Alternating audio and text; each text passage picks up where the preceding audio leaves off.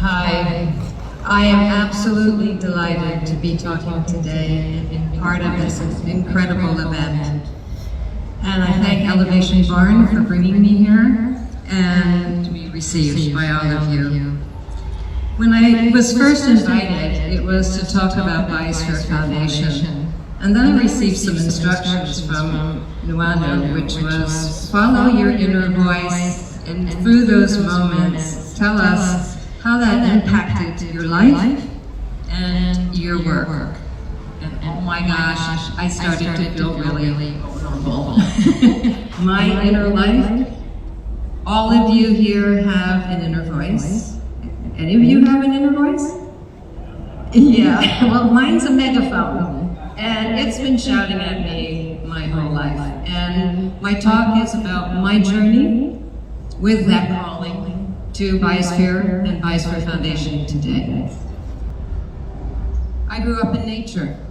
I was so lucky to be part of nature, beautiful nature, an incredibly vast nature of the marshland behind my home, which beckoned me through that window, the door through the forest, and onto the sea, an equal beckoning pathway that is my earliest memories as a child of nature, a child that was so lucky to live by a Rachel Carson preserve in Maine, and my family were all environmentalists. So lucky me, my calling got me to the right place to start my journey.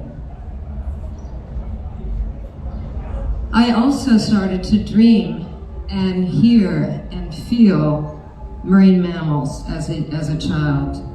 And later, not just the bottlenose dolphins, but the sperm whales, the blue whales, and other whales were calling me, were teaching me, were shaping me, were guiding me. They are the mind in the waters. So my journey from nature naturally went out to the unbroken horizon, to the sea, to become part of this watery ocean mind. And of course, if you want to do that, as a child, I want to sail. I want to get on a boat. I want to go out beyond that horizon, and I started sailing small boats. And most of my friends were doing anything but that. So I felt, okay, I'm different. I have a different calling. I'm answering to a different beat of the drum. And I became part of sea people, the ancient historic ways that all people started to traverse the oceans, whether they got lost at sea or they really wanted to get on a boat and go out to sea. An explorer of our blue planet. I was given it as a child, I was in touch with the mind of the ocean, and off I went. And that took me to all the world's oceans. And I began to come in contact with the biosphere, the living realm of life that includes the atmosphere, life as we know it, all of us, the rocks and the soil. I began to appreciate that the watery blue planet of mine was part of yet even something else that was bigger. And this took me to the devastating experiences that our biosphere was failing, that it was at risk, that it was being taken down. In Antarctica, I saw trash frozen in the seas, old trash, cans of things I didn't even recognize anymore. When I went to Sri Lanka, where I lived for about 10 years on and off of my life, I was studying the great whales, and I saw sperm whales, megapods, blue whales, endangered both, being slammed into by ships. I saw dolphins being caught by tens of thousands in Sri Lanka alone, just by the nets they couldn't see, and they drowned. I saw the bleaching of a reef in the middle of the Pacific in the Kiribati that was done in by a hotspot that sat over for about 6 months. And our ship was out there studying it, and all of a sudden we realized 100% of the table corals in this lagoon were gone. Well, lucky me. Right before, I was getting rather discouraged, depressed. What am I doing with my life? where is this taking me? And I had the lucky chance, my inner voice said to me, woke me up and said, everything is going to change. And sure enough, 2 weeks later, I was back to Sri Lanka, a civil war broke out, and I was unable to complete my dissertation. And I met the founder of this incredible project called Biosphere 2, and Laser, who is with me and working at Biosphere Foundation today. It was an uncanny meeting. It was astonishing, it was delightful, because it was something that gave me such hope. The answer lies in understanding and studying what is a biosphere, how does it work? What is actually the mechanics of life that keeps our biosphere within a realm of health that we can all be alive and well today? This structure was 3.15 acres. It was the tightest sealed system ever built. And we had the capacity to trace part per billion of molecules from the air to the soils, to the humans, to the food we ate, to just about everything. It required 5 kingdoms of life. It required, we nurtured all the microfauna and flora, prokaryote, eukaryote, everybody. Had to be in here and had to be complex and part of that creation. I learned so much with this laboratory for the study of the biosphere, because I not only was creating and responsible for the largest coral reef and marsh systems ever created, and it was in Arizona, far from the sea, but I ended up living in there for 2 years. And one of the most important pieces of information I learned is that I am my biosphere. I am the voice of the biosphere. And not only am I, all of us are. We are all completely synonymous with the health of our biosphere, with the health of each other. We live as community, as one, in a biosphere. And we called ourselves Biospherians.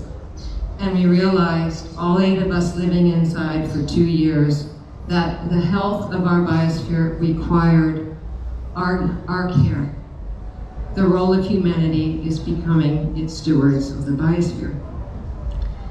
So Biosphere 2 led me to the profound realization and understanding that the next arising is the sphere of the noosphere, the sphere of the mind, the planetary mind that is going to come together and has started, and this is an example of a planetary mind arising to share information, but it has the capacity for reasoning, for knowledge, for memory, for creativity, and for decision making, to know how to guide our future, our situation, into a future where all noosphereans will know they're part of a biosphere, and it's theirs to care for and to love.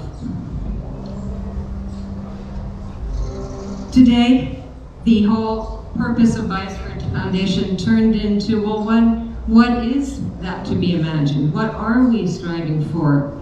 And for us, it's to re-look at, recreate education so that all children who aren't as lucky as I was, or perhaps some of you, can be part of understanding nature, return to realizing we are in an ocean blue planet, that this is actually a biosphere, and that we are all here to take care of it and work together for that purpose. So this is Biosphere Center. It's in Northwest Bali. We can house 40 people, and we have projects rich to reef and that are restoring the landscapes from the mountains to the sea, working with all peoples and the community. And this is Mir. Mir is one of those fairy tales of finding a boat, an old boat that was in need of great help, and she called to us, she called to our inner voices and said, I'm yours, restore me, take care of me. And now she's our flagship to turn people on to the beauty of the ocean, the watery world. And she is used to go out and work with island peoples to help them remember, relearn, and make decisions to go back to composting, water reclamation, growing food, restoring coral reefs for resiliency and biodiversity. and fisheries. The outcome is uncertain, and we know that, but humanity's role, or this role of the noosphereans, is to reconcile the biosphere, the technosphere, and to bring humanity along into this understanding that our future really lies in our hands, but this is what we all need to do. We need to start replanting the gardens, regrowing soil, taking care of our coral reef, which is the indicator for the health of our oceans, and thus our biosphere, and thus ourselves. We're all connected. There is no separation. So it's ours to now to take care of. Throughout this story, I became a mother. And my son was born underwater. That was something I really wanted to do because I had been given the gift of nature and exploring the ocean world and realizing right away that it was a blue planet. And so he was born underwater, asleep. Asleep. I don't think I've ever heard of anyone being born asleep? Yeah, well, that's my dolphin. He was so relaxed and so already here and so in touch with why he was here. And my inner voice was going, you can't keep being an explorer, that's it, you gotta stop. And that wasn't my inner voice, that was my brain. And my inner voice said, oh no. You are here to do this. He's here to be part of it. You are both called to do this. You decided long ago and you've always loved each other. So, the heart speaks the language of the inner voice. If it's not an inner voice for you, it's your heart. It's your calling. It's your knowingness that you have to do what the package of yourself is telling you gotta do. And through all of the challenges, because it's never simple, through all the doubts, the worries, the concerns, count on your heart. If it's really telling you to do it, you're gonna find your way. It will be okay. It is really a journey of becoming. We are each on it, and we're coming together in this noosphere mind. And it is an exciting time to be alive because it is only accelerating, and we have so much to do to come together and to be one people of our beautiful home, our biosphere of Earth. A journey of becoming. Well, please, we have a Biosphere Foundation booth with leaders from our center, with leaders from our ship, who are here to learn more about the actual non-personal voyage of me, what we really are doing here and how you can be part of it and come join us. And it's with great pleasure, I'd like to introduce Christopher Dolphin, the captain of Mirror.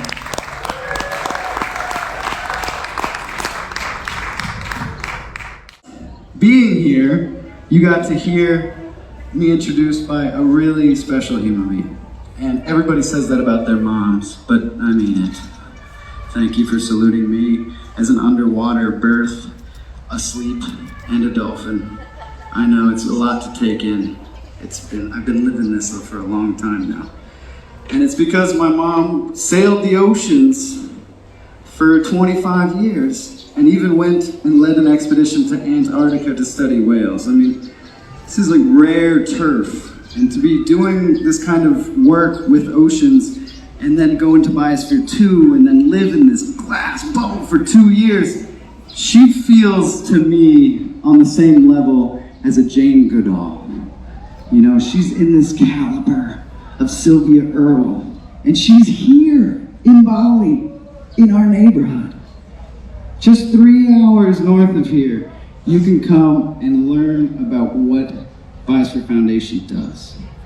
And this is so pivotal because who here feels like the biosphere, this energetic, natural bubble that we all live in, is under threat? Does everybody feel that here? Is that a value that we all share? Do you ever feel like the biosphere is getting destroyed?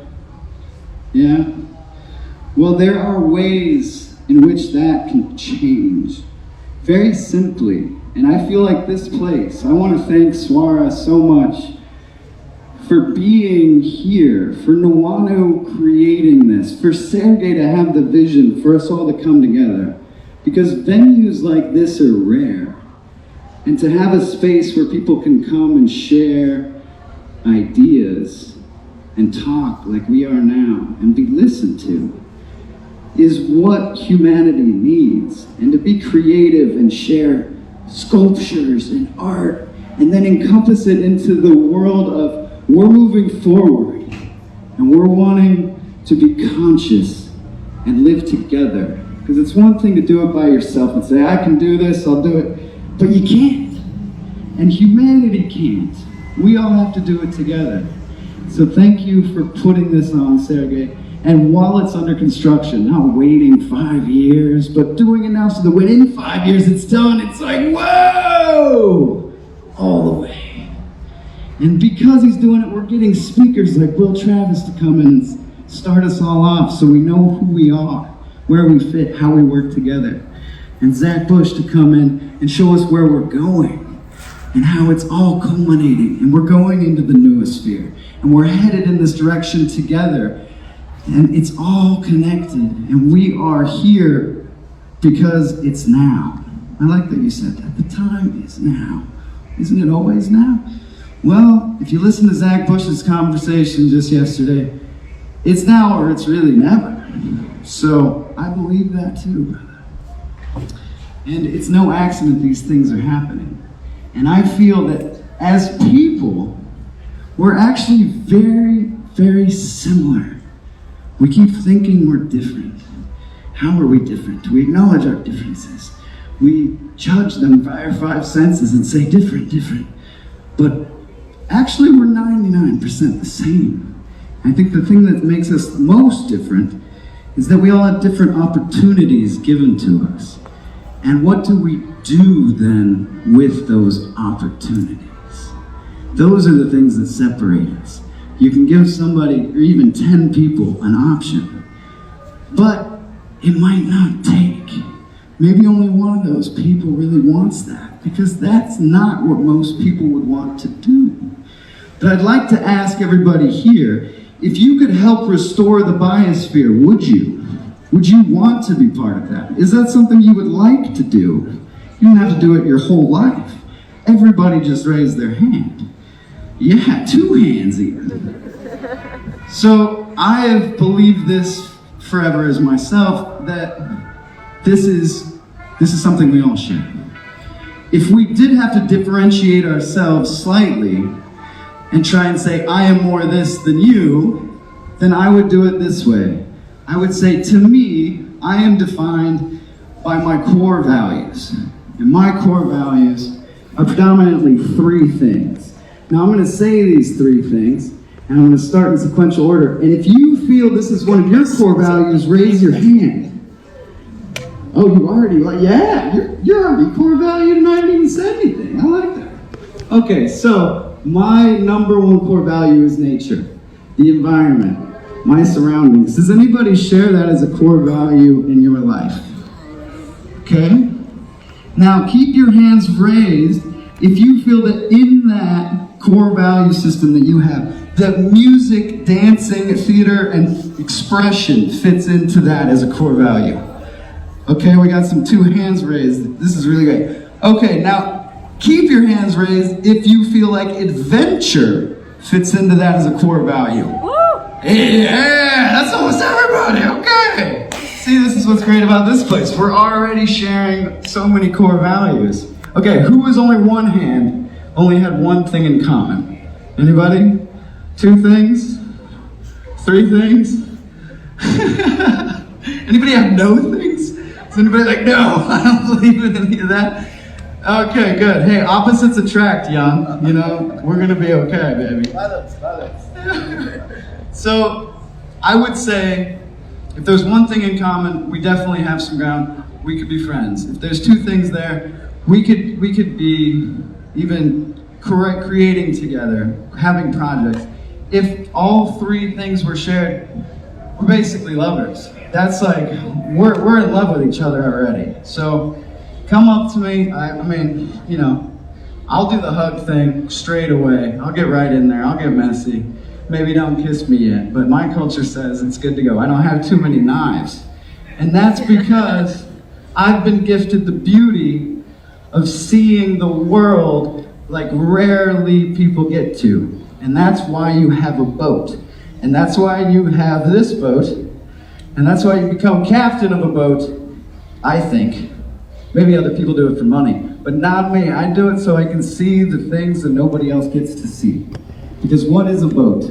But a vessel to get to places where you can't unless you have one. And if you have a really big boat, you get to bring all your friends and all your stuff and get to live there for quite some time. And if you stay somewhere remote long enough, things come to you. And it's really incredible what arrives. Because in nature, there is the mysterious, there is the mystical, and there is the magical. No. So I'm going to show you what made me become inspired to take on this kind of responsibility where I have to make sure the 10 people or more on my ship stay alive, stay healthy, work together, etc. That wasn't something I was capable of doing 8 years ago because that seemed like something for grown-ups. But when you get to see real beauty of the world, it transforms you. And I was lucky enough to be invited on Mir to go to a cetacean transect study where we got to see pods of blue whales and sperm whales and help to move a shipping lane where they were getting struck. So we literally saw these whales with giant ships going through them all the time. And that's not the beauty I'm mentioning here. But the beauty is that those ships are not going there because we went there to see this and we cared about it and we made a difference to move them. So big actions can happen with small movements of people. We're just 8 people. So without further ado, if you haven't seen a blue whale up close, please come on our boat or one like it and go see it. Because it's really life altering. It's super important.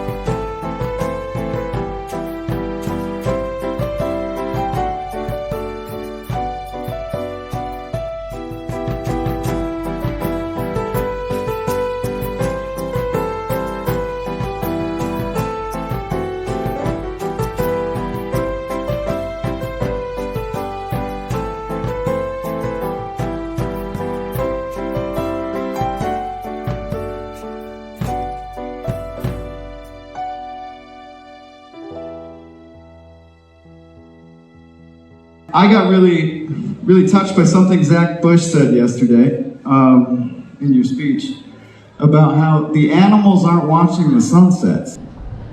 And I was like, oh, I've never thought of that. Yeah, we watch the sunset on the ship every day for many reasons. Beauty, number one. But it gives us a sense of direction. We now know where we're going. It gives us a sense of time. It gives us a sense of connection. And it's a moment we all share every day, no matter if it's cloudy or not. And the sunset at sea is quite an incredible thing because there's never anything to block the sun. You get to see every piece of it depart into the sea. And this is such an amazing thing as a sailor that I had to write a song about it. And it just so happens, Zach, that it is really about how beauty is changing the world and how we are seeing this beauty, and I see it, and so I want to share it with you. This song is called Miracle.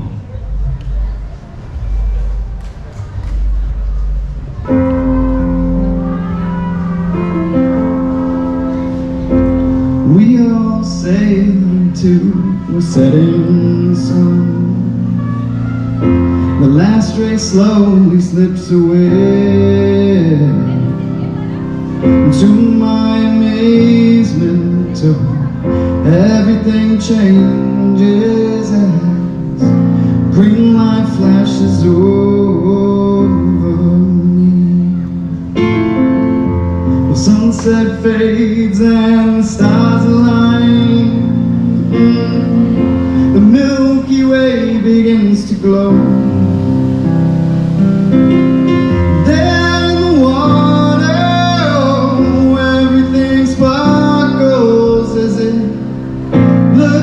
There's a universe below as the water begins to glow. It lights up my soul as the water begins to glow. It lights up my soul.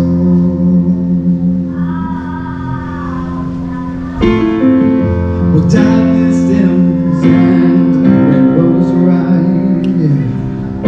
The morning light begins to spark, lighting the islands so they all look like diamonds, sending beauty straight into my heart, into my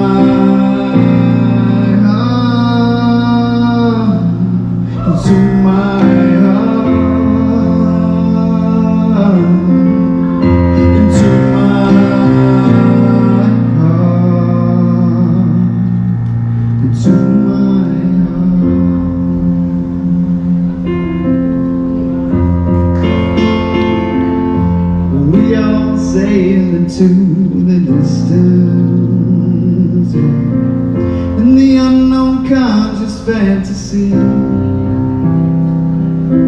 in my mind I begin to find life on this boat is alive, a dream.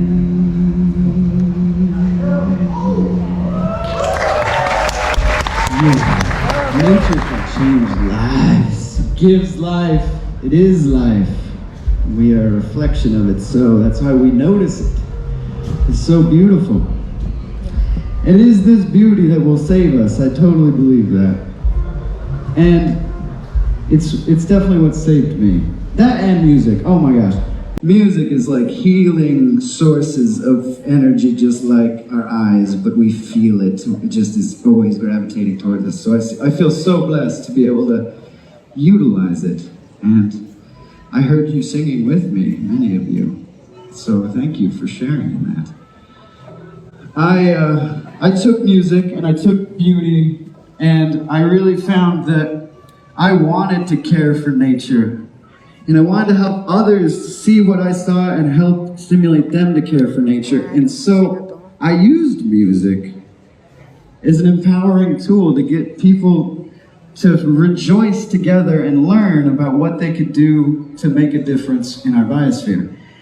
So I'm going to show you a video I did. I cut it down. It's usually 5 minutes long. This is a 2-minute version. You can go to our website, biospherefoundation.org, and see the whole thing, or you can go to YouTube, or you can go to my channel, or whatever. We have so many great videos. I'm not trying to shamelessly publicize ourselves. I just want you to know that if you didn't get enough from watching the 2-minute version, watch the bigger one.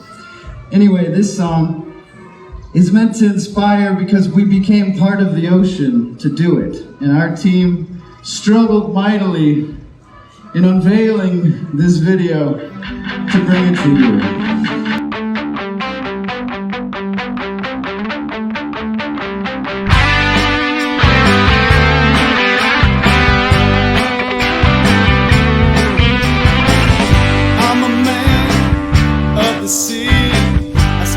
Time with the coral reef. It is home to all the animals that live down in the deep. It's the mother of the water. It's where ocean life starts and ends. Where I stay, the music I play helps to make the ocean dance. Na na na na na.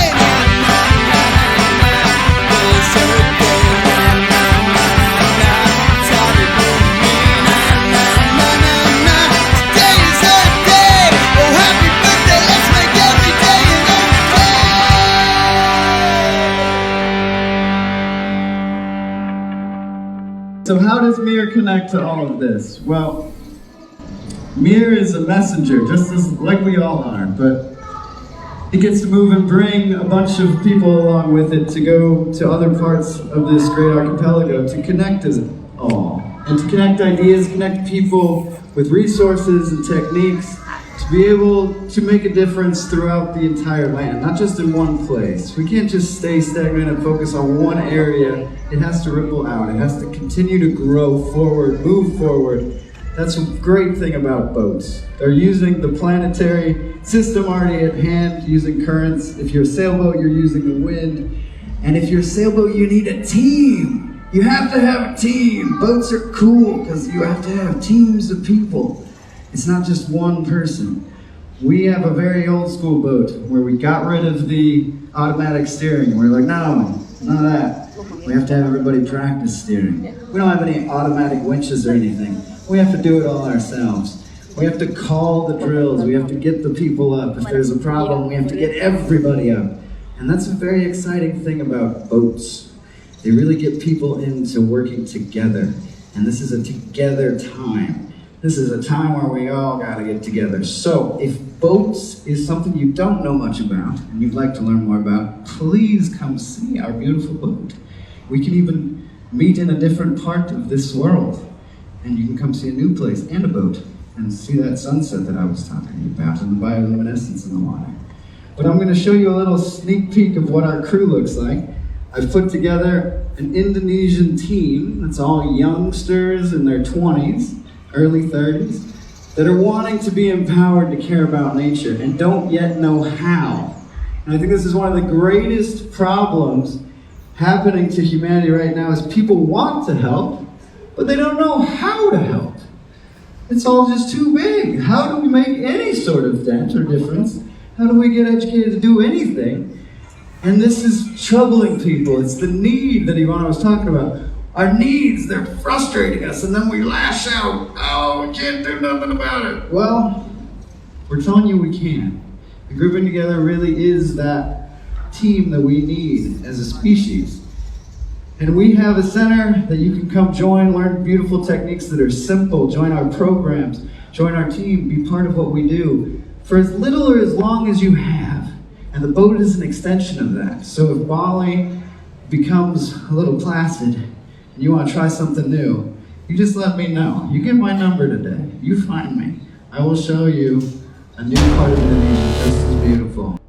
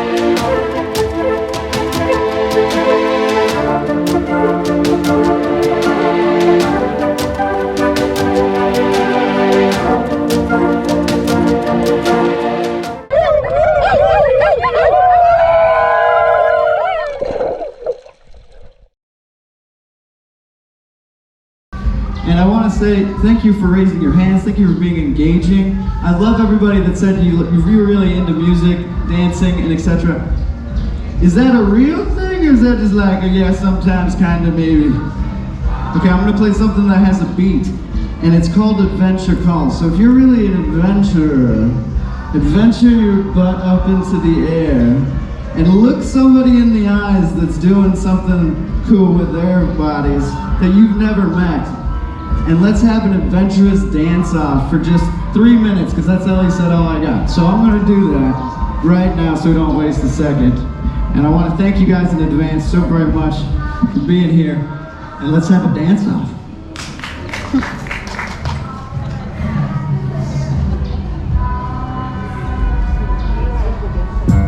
I will go get lost in laughter anywhere with you, and I won't be afraid or ever look backward, as long as I have your love, for I can see our paths outdoors. There is nowhere that we can't go. There is a whole wide world to explore. Let's see how far we can go. Let's go, let's go. Let's go, let's go.